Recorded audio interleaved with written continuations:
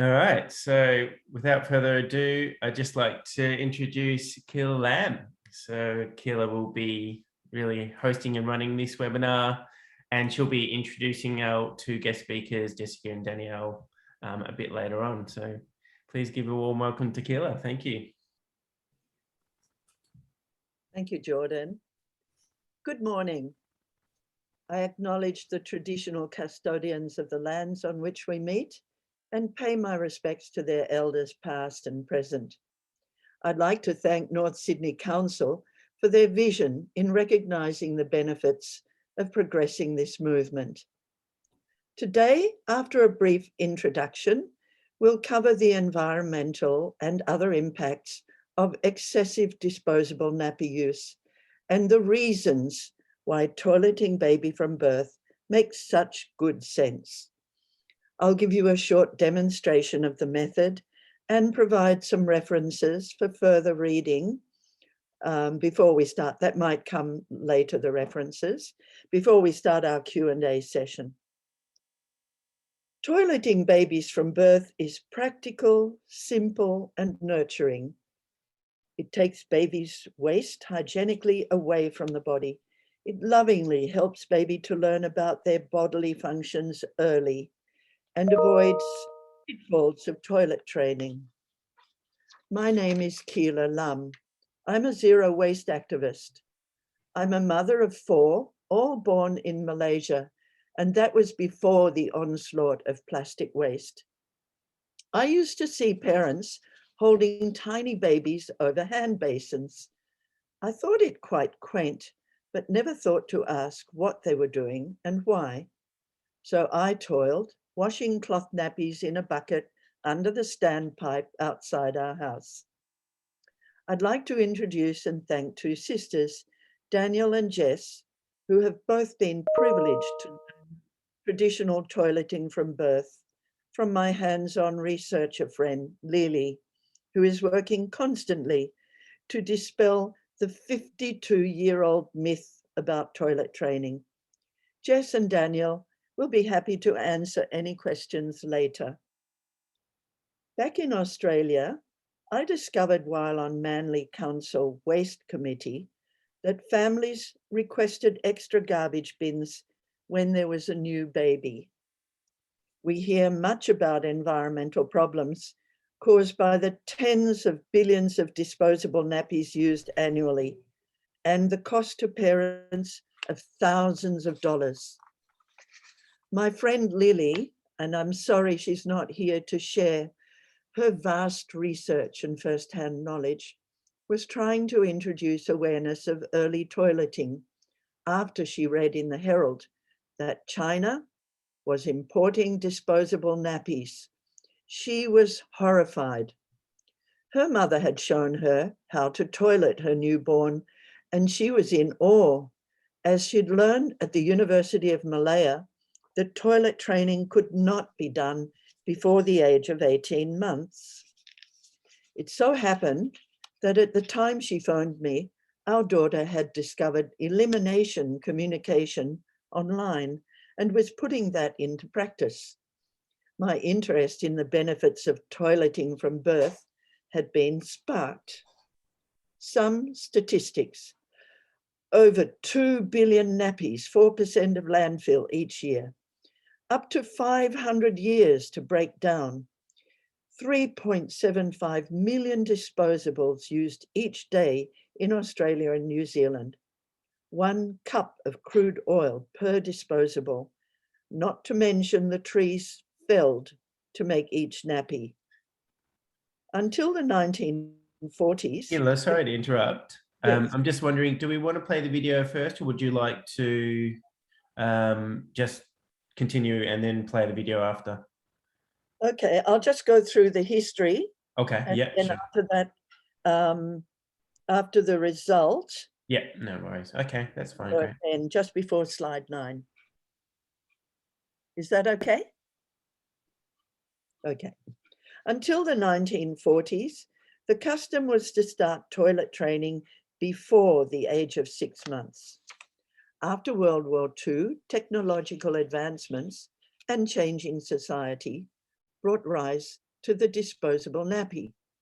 Dr. Barry Brazelton, a US pediatric developmental specialist and chairman of Pampers Parenting Institute, became the advocate for later toilet training. He was paid by Pampers for advertising Pampers disposable nappies on TV. A conflict of interest, perhaps? The result? No toilet training before age 2. The later, the better. Multiple disposable nappy brands and in larger sizes. Families chose disposables for convenience and comfort. But really, how convenient is it to have to clean smudged pooey bottoms? Children are in nappies longer and can struggle with transitioning away from them. Increasing sales of disposables in developing countries. The impact on children? Babies do not learn body signals. They learn the nappy is a toilet. The absorbency of disposables blocks the discomfortable sensations. Would you like to show it now, Jordan?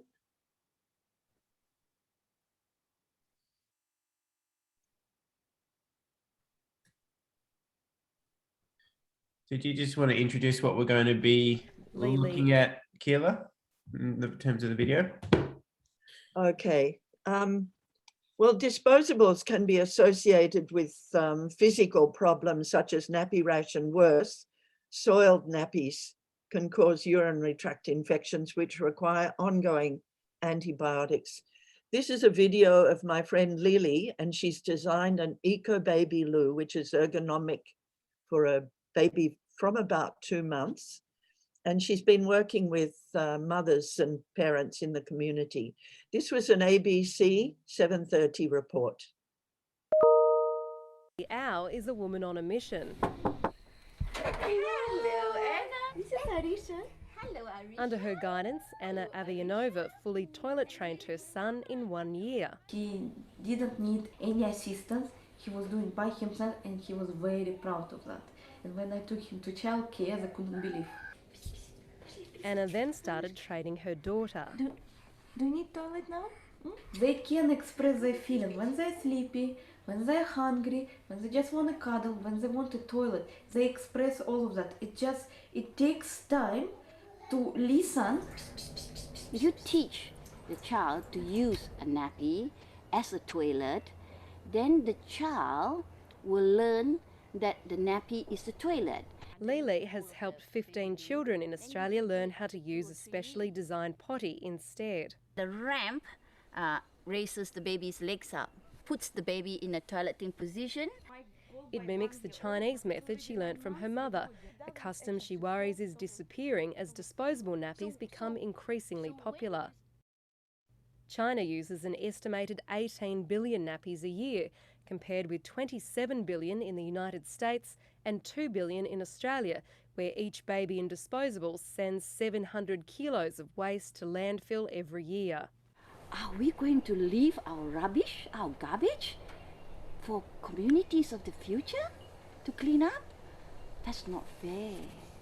Lily Au's toilet training method is about to become part of a research project in a hospital in China involving up to 100 children, and she's hoping a similar kind of formal research can be done right here in Australia. But local doctors recommend parents wait until their children are 2. If we were to start earlier, then it would be a training process rather than a natural process, and there would be the risk of developing an anxiety disorder about toilet training. It's a concern Lily has often heard but never seen. I think it's better to believe your mum. And she's spreading her message, one baby step at a time. Claire Ed, ABC News, Sydney.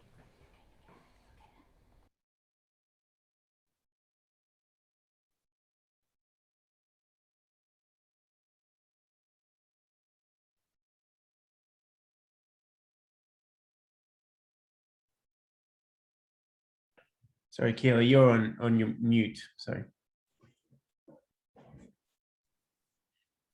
We mentioned the nappy rash and the urinary tract infections, which require ongoing antibiotics. But it's harder to break habits once an older child knows the word no. So there's an increase in toileting refusal, especially for poos. In fact, toileting stool refusal is not uncommon when some children up to the age of 6 must put on a nappy to toilet. Cultural practices are lost as disposables are marketed as modern and scientific. So now we'll go to the method.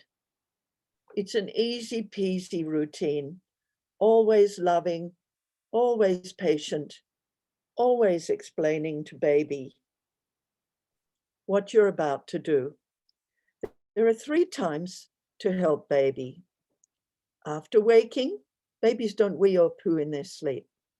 10 minutes after a feed, and 3 before going out or when bigger and after playing. Do this and you'll get into a rhythm. Are you going to show my screen, Jordan? Or show me on screen?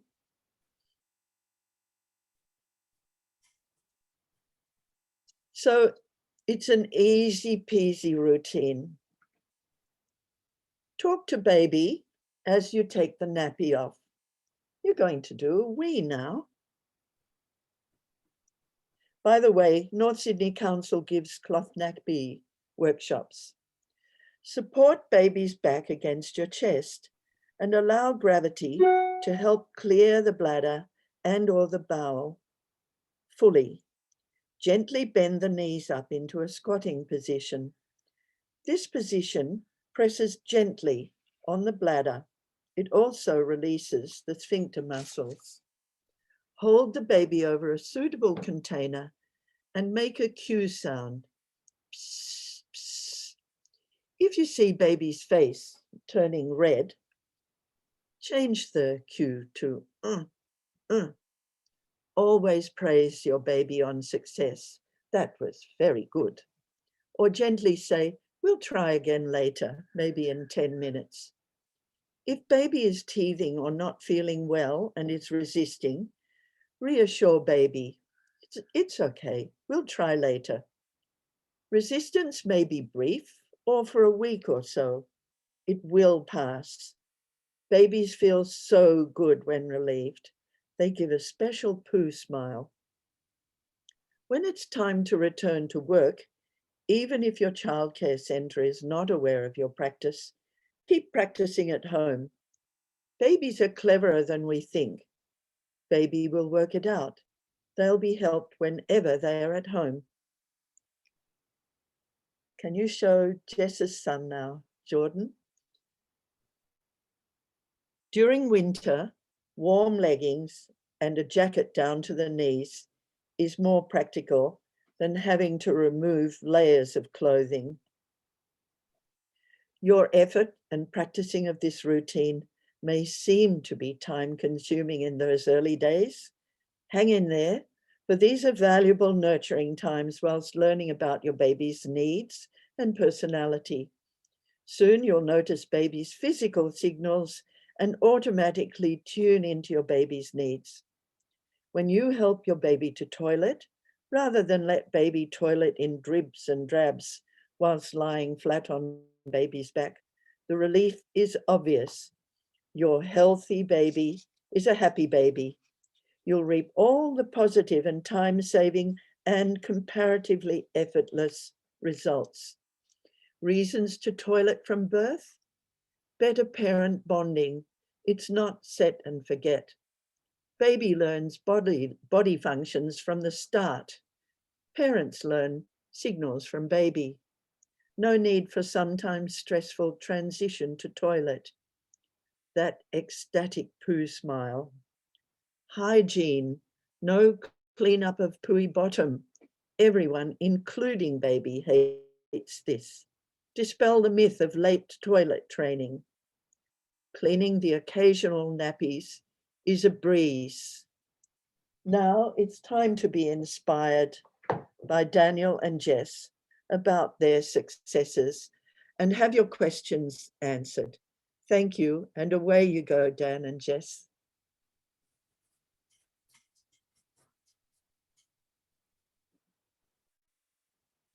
Hi, everyone. I'm Jessica, and it's really great to be here chatting to you about my experience with toilet training both my children from birth.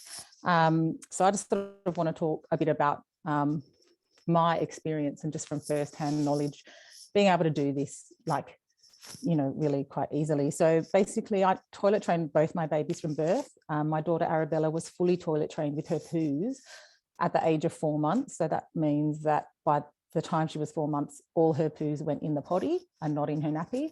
My son Charlie was toilet trained with poos from the age of 2 months old. So from 2 months old, no poos in the nappy. And when you're using cloth nappies, I don't know if some of you are already doing that, that's really, really cool. So basically, I didn't think that this was possible. You just don't hear it. It's not part of our kind of culture or history, really, in this sort of country, unfortunately. And I didn't think it was possible. You told me that you could toilet train a 2-month-old to do all their poos in the potty. I would have just said you're crazy. But the only way I believed it was seeing my sister Danielle, who you'll hear from after me, do it with her son. And it was just so mind-blowing. And when I saw her doing that, I'm like, well, I'm doing that. Like, why would you not do that? And I had similar experiences when people saw me toilet training my children. It was just, their mind was blown. And I guess I just want to really make the point that it is possible. This idea that some doctors want to say that it's just not possible to toilet train your babies from birth is wrong. I've seen it firsthand, like many, many times now. I've trained many family members and friends, and it is possible because I did it. And I could see firsthand that it is. I just wanted to make a point of, from that 7:30 report, the quote that the doctor made of like toilet training your child from birth, it is more of a training process rather than a natural process. It's exactly the opposite. If you wait until age 2 or 3, then it becomes a training process, not a natural process, because you're having to retrain them because you've already taught them that the nappy is their toilet. And now all of a sudden at 2 years of age, 2 years on, you're saying, actually, scrap that. We lied to you.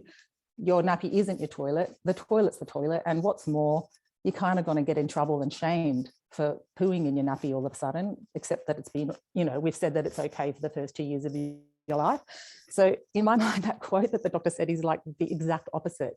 For me, it just made so much sense to do this toilet training or toileting, I should say, from birth, because it's a basic need for the baby. It's a basic human need. If you eat, you need to eliminate.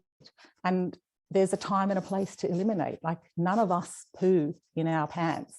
We don't like it. And the baby doesn't like it either. And so for me, it just made perfect sense. Why would we sort of set this whole thing up that, isn't kind of what we carry on with? And so, and it also just makes a lot of sense to do it at that time, because, if you are breastfeeding and you're sort of supporting the child to sleep and you're feeding them, either breastfeeding or then going on to purees or cooking for them and stuff like that, in the early days, you are sort of setting up those basic routines for the baby, the sleep, the feeding, and the toileting just becomes part of that. It's very, very natural. And I would say the biggest barrier to toileting from birth is just the mindset of shifting your idea and knowing that it's possible and accepting it as a basic need of your babies for you to meet. And so other than that, like, once you shift your mindset and go, yep, I'm going to feed my baby and I'm going to help my baby to sleep and I'm going to toilet my baby, it's just, for me, it just bundles into those super duper basic needs that we can meet for our babies. And, why wouldn't we want to, I think beyond like all the incredible kind of environmental benefits, it does kind of show our baby that their basic needs are being met. It's something that we can sort of really do for them. And beyond just hygiene, it shows our baby that, we're respecting them and we are meeting their basic needs and that they deserve to have those basic needs met. And it also sort of sets up this really sort of beautiful, I mean, Keelah, sorry, kind of touched on it, that, you know, it sets up this incredible bond between you and your baby, because basically you're showing the baby that you are there, you're listening to them, you're observing them, they're being seen as a real human being, and you're giving them the opportunity to take agency over their, you know, basic bodily functions, and they can, and I know it because, yeah, like from 2 months old, my son held onto his poos until I put him on the potty and did all his poos on the toilet. So for me, like, that's just beautiful. Like, it feels so great to allow him the dignity and respect to offer that as a basic need. I'm just looking at my notes because I've slightly gone off track. Yeah, so it's really about the shift in sort of perspective, but Keelah sort of touched on it. It's very simple. You just set up a basic routine, and I don't know, like, you know, everyone sort of works differently, and Dan will talk about how she's not a routine person. She'll tell you about that. I am a routine person. So for me, I enjoyed having a bit of a routine with the babies. Like, it helped me, you know, to know when it was sleep time, when it was food time, and when it was toilet time. And it helped me understand, like, the baby's communication to me, because in the very early days, the only way they can communicate is to sort of make sounds and grizzle and cry. So it's about tapping into, like, oh, what's that cry about? Oh, tired. What's that cry about? Oh, they need to do a poo. I need to put them in a potty. What's that cry about? Oh, hungry. And obviously, as a mother or a parent, we get to know those communication signals. But the routine helps, and it's a two-way thing. You know, you set up a routine based on observing your baby's natural patterns so that it fits in with their natural patterns. But then at the same time, they understand that there's a routine, and they start to learn that routine too. So every time the baby wakes up, you pop them on the potty, they come to know that when they wake up, they feel a poo, they're going to hold on. They actually hold on. And then because they know that they're going to get the chance to eliminate on the potty rather than in the nappy, because believe it or not, they don't enjoy eliminating in their nappy and sitting in a wet, pooey nappy. That's where cloth nappies are really fantastic for this kind of thing, because the modern disposable nappies are so effective that it takes away the baby's ability to even have consciousness and awareness that they've even gone to the toilet, because it whisks away the moisture so much they don't even realize that they've wet themselves or often pooed themselves. So cloth nappies are a really great start, because it just sets up that awareness for the baby of what their body's doing, and then they come to know their body and control it. Yeah, so it's just, you know, basic routine. It's very, very simple. It's very, very achievable once you just get it in your mind that it's one of those basic things that you can do for your baby. I just wanted to make the point that, like, we've got another sister, Madeline, who's not here today, but she also toilet trained her son, and she's a great middle ground to me and Dan, because I think Dan and I both did it from birth. Mads was a bit later to the party, but she still did it with great success. So just to make the point that, like, you know, you don't have to be like 100% onto it. Like, it can fit into your lifestyle. We all have very different lifestyles. Some of us are working part-time, some of us have different carers, you know, we've got daycare, we've got nannies, we've got grandparents. All these people can get involved. My daughter's 7 years older than my son. She got involved. She would toilet my son. So it really is about educating the people and the support network around you as to what you're doing and getting them on board. And then it's super, super achievable. And you can do it to any degree, is going to be a benefit. But yeah, it's very achievable. It's a real thing. So just that's what I want to tell you. Yay. Okay, well, I'm Danielle, and I'm the mother of a now 12-year-old beautiful boy. And I was introduced to Lily and the baby loo through my friend Keelah. And we basically just got introduced to it, I don't know, maybe just at the birth of our child. So we didn't do any previous study. I'd heard a little bit about elimination communication, but it really is just one of those things you can just learn as you go with. So you don't sort of feel like you have to be all on top of it before it even happens. And I am a much less organized person than my sister. So I very much work on an intuitive kind of base.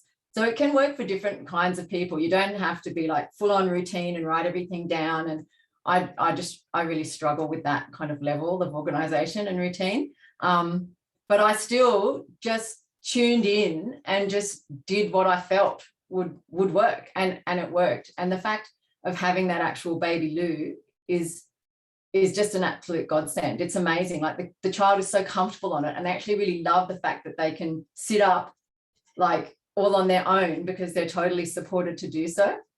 So yeah, it's a complete fallacy, like both Keelah and my sister have pointed out, that it's a training and stressful thing. It's not that kind of attitude at all. In fact, it's more like training the parent rather than training the child. It's just about you understanding how to work with your child and guide them in this process, which is the most natural process. This is what we do. So we actually, we didn't use a single disposable in the whole process of my son's early childhood. Like we even traveled overseas without bringing disposable nappies. Even on the airplane, we used this method and just was sensitive to our child and just took him to the toilet on the airplane, and we had no accidents whatsoever. I mean, it is quite amazing that you can do this sort of thing. It's kind of a bit mind-blowing because you think, as if I'm going to be able to do that, but seriously, very quickly you just get a feel for it. And I mean, we had so few poos in nappies in our thing. We didn't even have a system with how to deal with it. Like it happened to maybe 2 or 3 times, and that was when we were stuck on the highway on a long drive or something, and we could see exactly what was happening. We're like, oh no, we can't get off the highway. What are we going to do? We're just going to have to deal with it. And then it's like, oh, what do we do? Take it outside, hose it. Oh, I don't know. Like there was no like system for it because it really wasn't part of our experience, which is such a fantastic thing if you're going to go the cloth nappy route, because it's like, oh, that whole dealing with the poo in the nappy is a major thing when you're having to keep the thing. You can't just throw the whole thing away and go, not even touch it. So yeah, it really just makes that a complete non-event. So yeah, I'm so passionate, as is my sister and Keelah, about just getting the word out about how natural, easy and effective this method is. I mean, it's just so awesome and so good for the environment, so good for the baby, so good for the parent. I mean, there's just no negatives as far as I can see. So yeah, I mean, I think my sister kind of went through all the real information about it, but I just wanted to let you know that any type of person can do it, and it really is easy and intuitive. You just, as you bumble along, learning how to parent a child. I mean, it's a learning experience for every single person, because children don't come with instruction manuals, as we all sort of freak out and realize. So you just bumble along and learn as you go, and it's a beautiful connective process. So yeah, I think we just hand it over to the people to ask any questions. Yeah. Thanks, Danielle and Jess. Yeah, feel free to, yes, Keelah? You're on mute. I'd just like to say my daughter, with her second child, having met Lily and had some encouragement from her, she had a home birth and they toileted the baby almost immediately after the birth. And the big sister was watching, saying, Noodle did a green poo. I mean, right from birth. And there's a beautiful video of my granddaughter, who at the age of 2 was able to go to the toilet on her own, flush the toilet, wash her hands. It encourages independence, and they are lovely children. Yeah, fantastic. We have got lots of questions coming through, but I suppose I'm sort of interested in just the nitty-gritty details for the absolute beginners. What does it mean when you have a baby, and how do you the signs, and how do you teach them that, and how do they recognize it, and how long does it take, I suppose? I think the biggest thing is, like making a start. Like both my babies, I also had 2 home births with my babies. So that meant that I kind of had the freedom to just start doing this straight away. But I did toilet them right from from the get-go. So I got their meconium in the potty. So I think it's just about starting up that basic routine. There is a basic routine, as Keelah mentioned, like the key times that a baby will want to go to the toilet is after a long sleep, because they don't actually go to the toilet in their sleep. If your baby's waking up with a soiled or wet nappy, they have stirred at some point in that long sleep.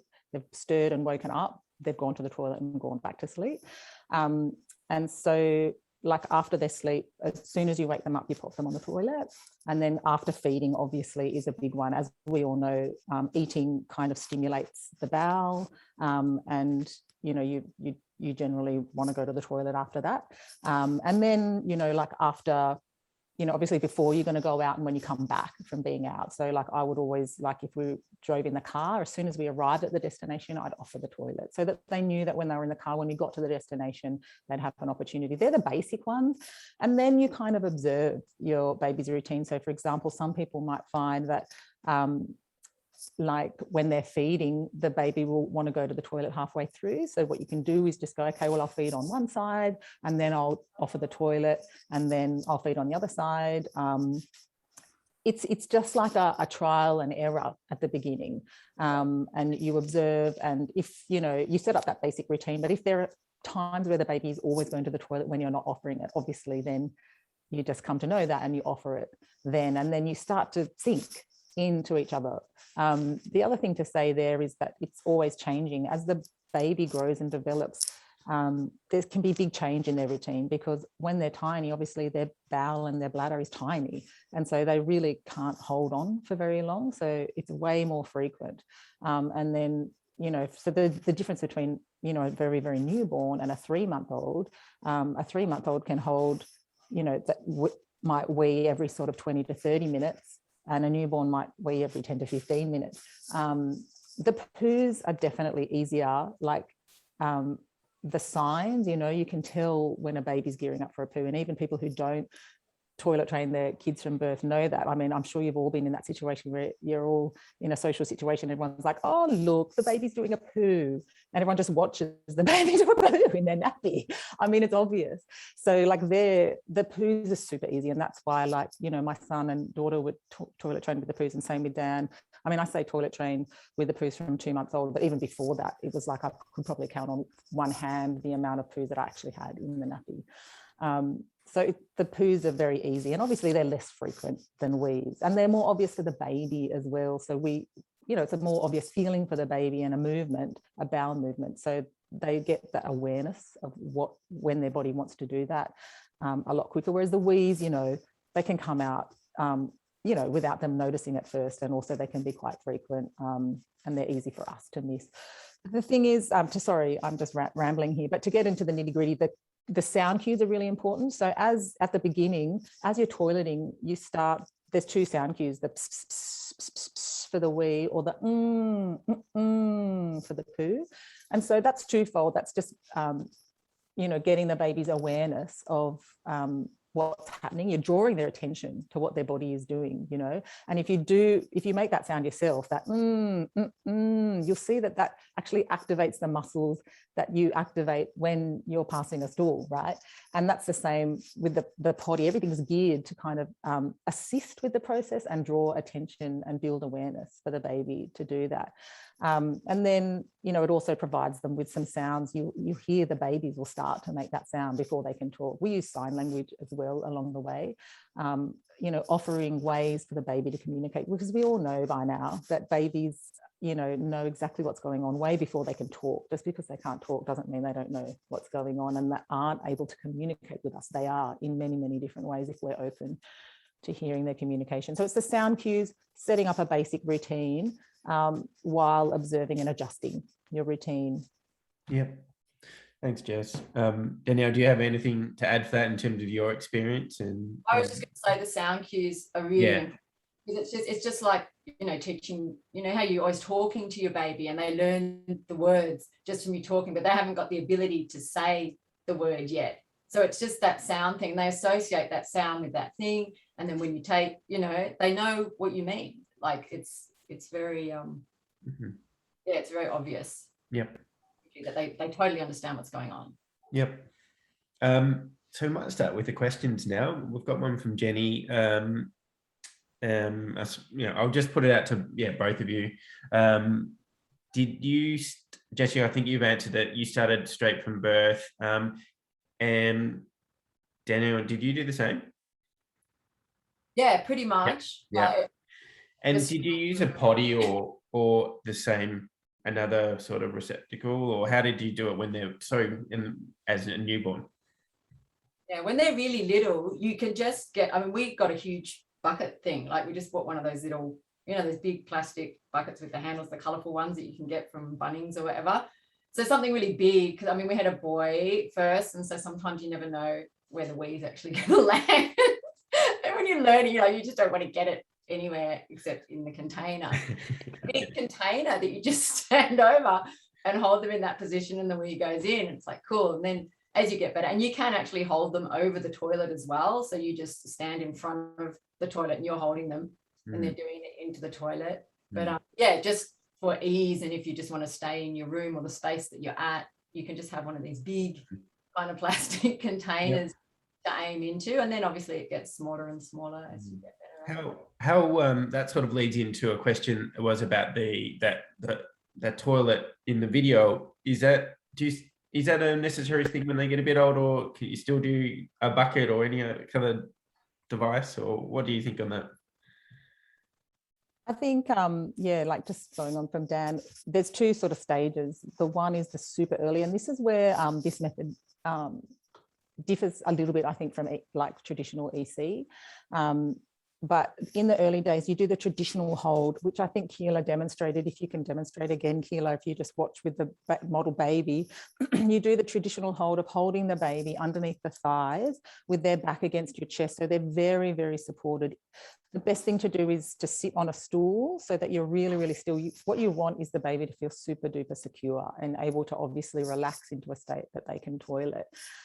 So when they're really, really early, we're talking like a day old, from 0 to kind of 2 or 3 months, this is the method that you use. You hold them, and you can sit on a stool and toilet over a basin like Dan explained, or over a toilet like she mentioned as well, but it's the held thing. So you're really close to the baby, they feel super secure, they love that connection and love being held like that. And you make the sound, and they can feel your muscles as you make the sound. Because, like newborns, they can't hold their head up. They need a lot of physical support so that you really cradle them. And then as they start to develop and like the neck gets stronger and they're able to kind of support themselves in an upright position, not sit up by themselves, but robust enough to transition onto the baby loo. And this is where I think the baby loo is just an essential kind of tool for this, because then you pop them on the baby loo, and it's designed as such, as you can see with Lily's example there, it's got a high back, and so that supports the baby before they can sit up on their own. It's got the footstool, so it puts the legs and the whole body in a toileting position. It stimulates the bowel and the bladder to eliminate. And then what happens when you transition to the potty is it becomes this really beautiful connection, because you're face to face, and the baby just loves that potty because they can sit up, they feel safe and secure, they love sitting there, and they're looking at your face, and they're just getting such a connection. You're talking, you can sing to them, you can do the things we read. There was a picture early on of my husband playing the guitar to my son as he's sitting on the toilet.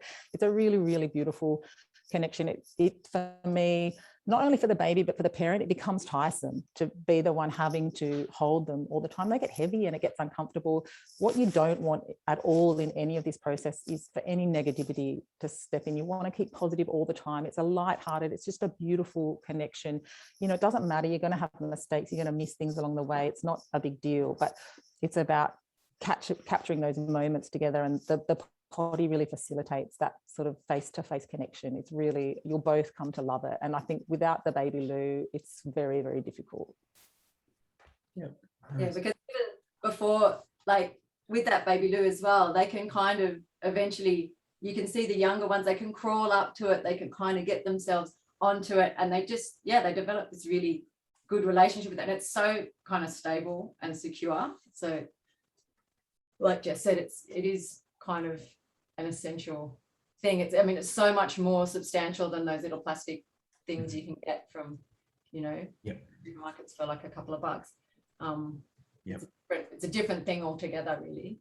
Mm. And it promotes that independence for them, which is good for them and for you, you know. Absolutely. Yeah. Question from Meredith.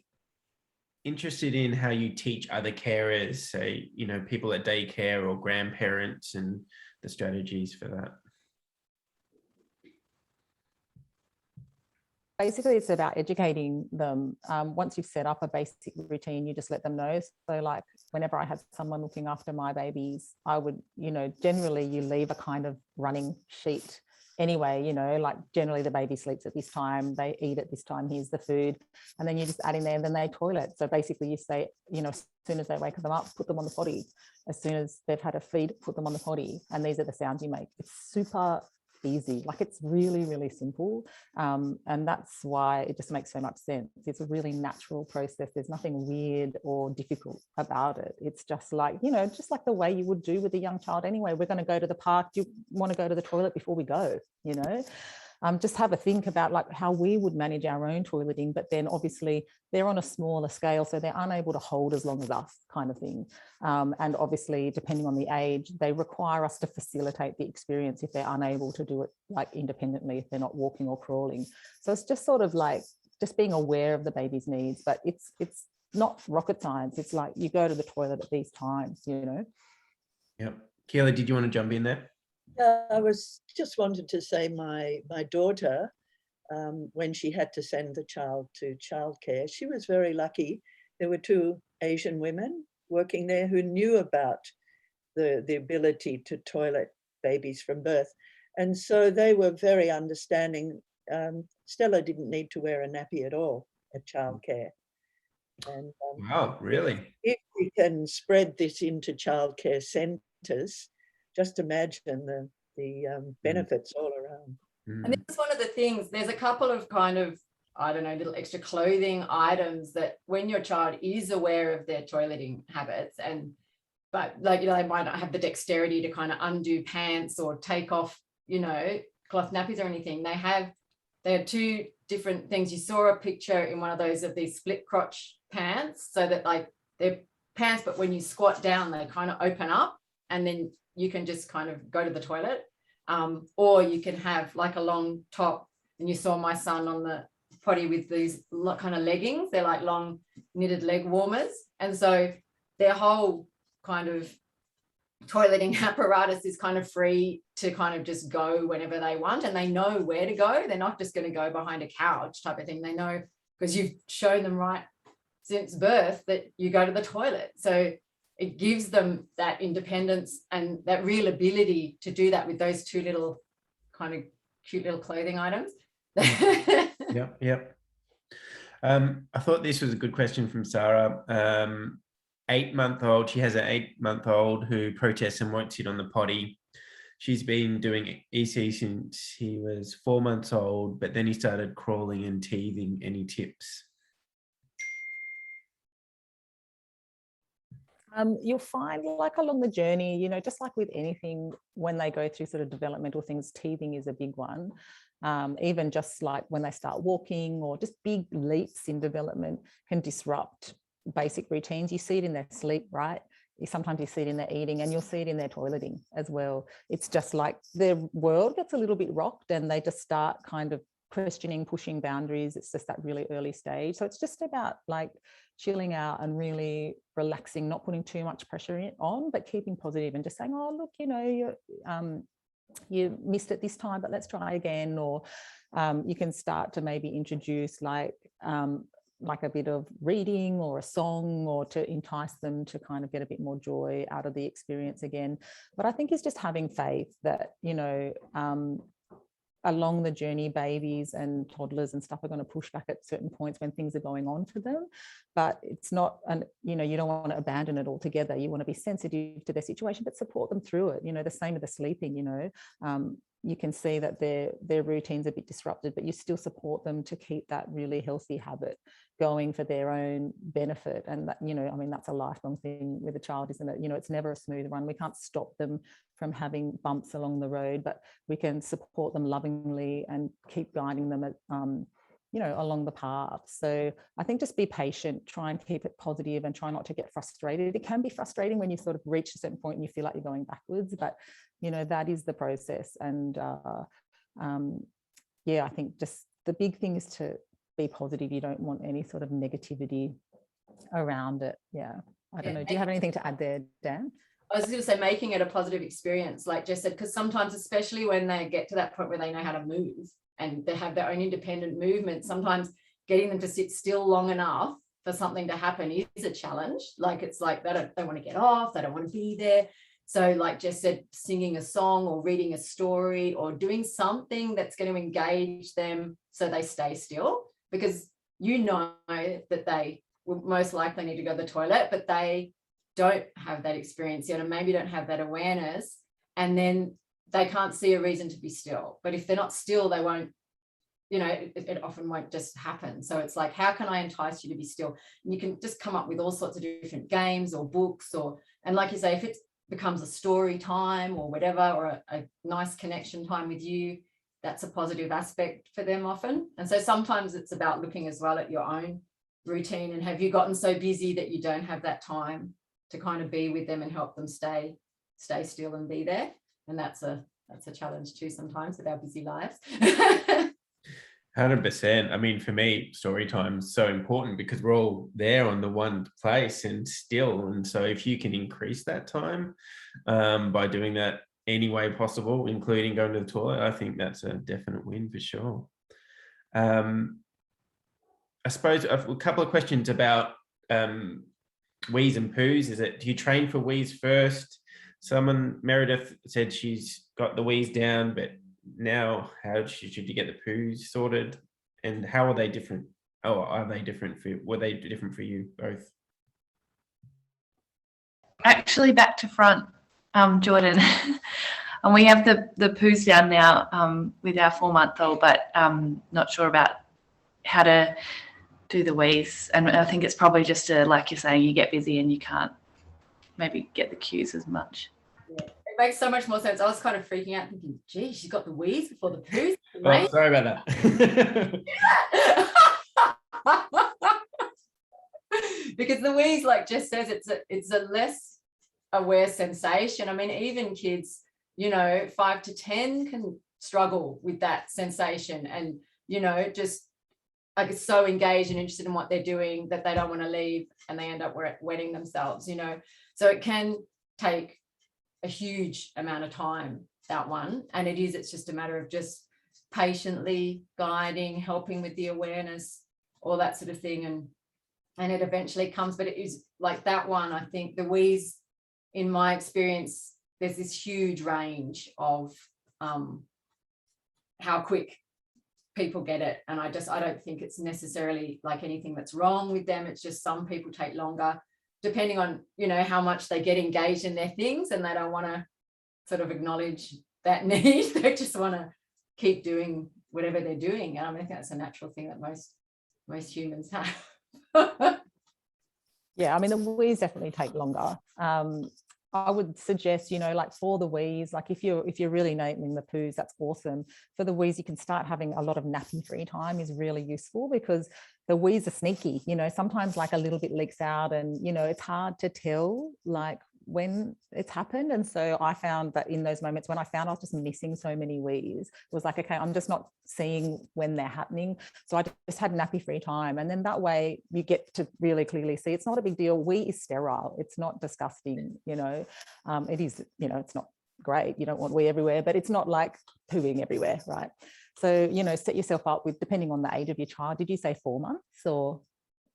Yeah, around that. Yeah, so like 4 months this week. Yeah, amazing. So just like those times where they're having just playtime, get a mat, like a waterproof mat, and just let them have nappy free time, and just really to see when those wees are happening. And then what you can do is you try and catch, once you see them starting a wee, you can either try and pick them up and catch the last half of the wee on the potty, or if you find that too disruptive at first, just start making the cue sound. So you see the wee and you go, oh, you're doing a wee, you're doing a wee now. And it's about building up that awareness and can you see you're doing a wee? Next time we'll try on the potty. And then you can start trying to say, oh, do you want to just hold on? Let's try and put that on the potty, pick them up. Really positive, just about like, hey, guess what? Like, this is happening. Let's do this together. I can pick you up and let's try and get in the wee on the toilet. Awesome. You got the last part of your wee on the toilet, or we missed it that time, but we'll try next time. Hey.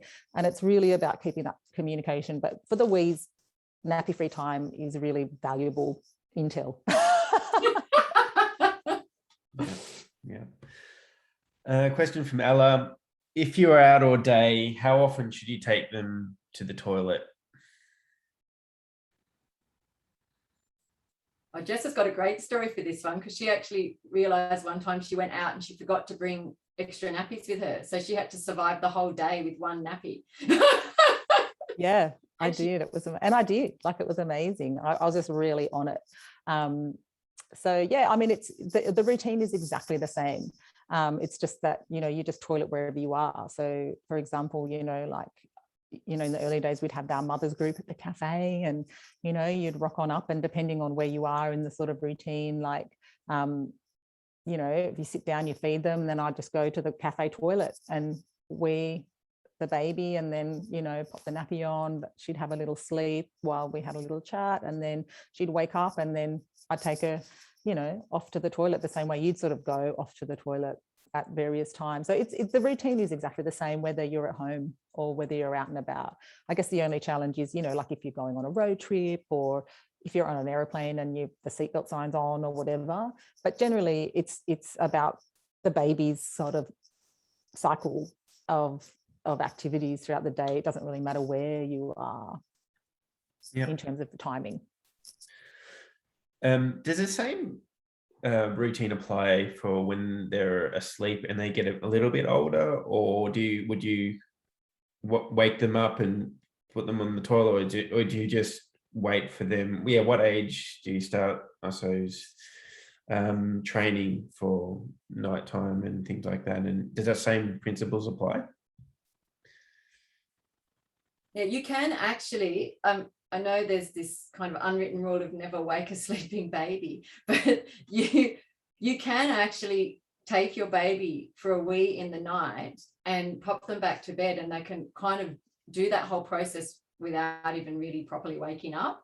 And both Jess and I think did that for a time as well. And then that's just like on a timing basis, really. You just think, oh, you know, you put, and it's usually when they're a bit older, obviously, that you think about training through the night.